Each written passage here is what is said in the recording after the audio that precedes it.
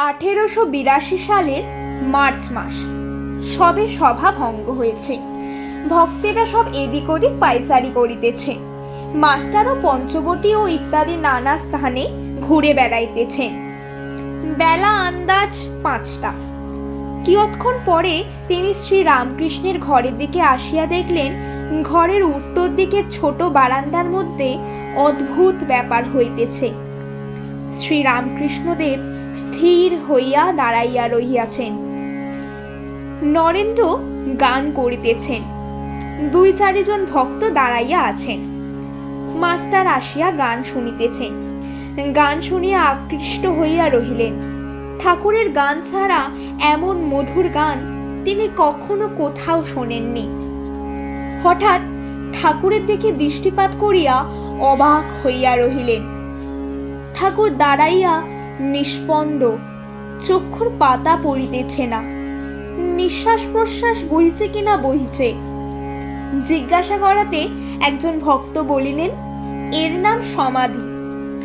Master এরূপ কখনো দেখেন নাই, শোনেনও নাই।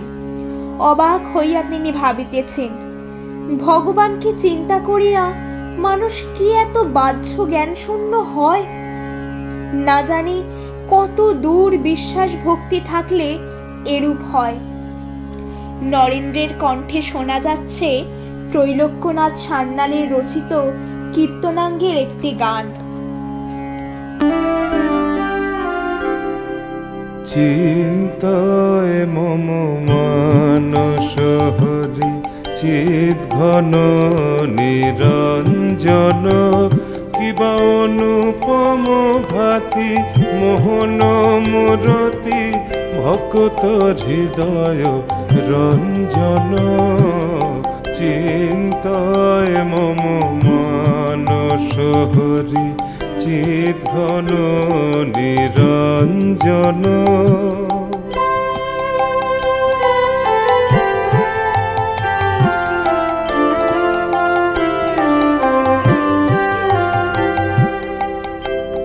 নবরাগে রঞ্জিত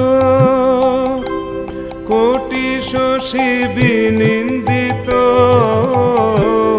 কিবা বিজলি চমকে সে রূপ আলোকে পুলকে শিহরে জীবন। হৃদি কমল আসনে ভাব তার শ্রীচরণ, দেখো শান্ত মনে প্রেম নয়নে অপরূপ প্রিয় দর্শন। চিন্তায় মম মানস হরি চিৎ ঘন নিরঞ্জন।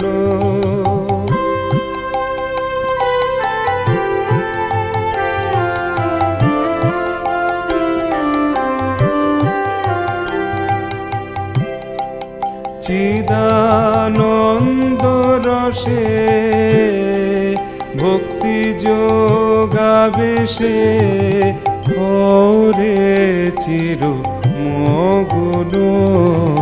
চিন্তয় মম মানস হরি চিৎ ঘন নিরঞ্জন, কিবা অনুপম ভাতি মোহন মূরতি ভক্ত হৃদয় রঞ্জন।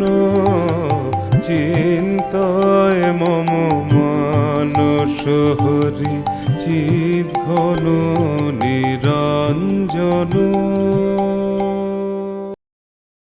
নরেন্দ্রের গান শুনিতে শুনিতে শ্রী রামকৃষ্ণদেব শিহরিত হতে লাগিলেন। দেহ রোমাঞ্চিত, চক্ষু হইতে আনন্দ অশ্রু বিগলিত হইতেছে। মাঝে মাঝে যেন কি দেখিয়া হাসিতেছেন। না জানি কোটি শশী বিনিন্দিত, কি অনুপম রূপ দর্শন করিতেছেন। এরই নাম কি ভগবানের চিন্ময় রূপ দর্শন? কত সাধন করিলে, কত তপস্যার ফলে, কতখানি ভক্তি বিশ্বাসের বলে এরূপ ঈশ্বর দর্শন হয়। সেই ভুবন মোহন হাস্য, শরীরকে সেই রূপ নিস্পন্দ স্তিমিত লোচন, কিন্তু কি যেন অপরূপ রূপ দর্শন করিতেছেন, আর সেই অপরূপ রূপ দর্শন করিয়া যেন মহানন্দে হাসিতেছেন। সমাধি ও প্রেমানন্দের এই অদ্ভুত ছবি হৃদয় মধ্যে গ্রহণ করিয়া মাস্টার গৃহে প্রত্যাবর্তন করিতে লাগিলেন। মাঝে মাঝে হৃদয় মধ্যে সেই হৃদয় উত্তমকারী মধুর সঙ্গীতের এক একটি লাইন ফুটে উঠিতে লাগিল মাস্টারের মনে।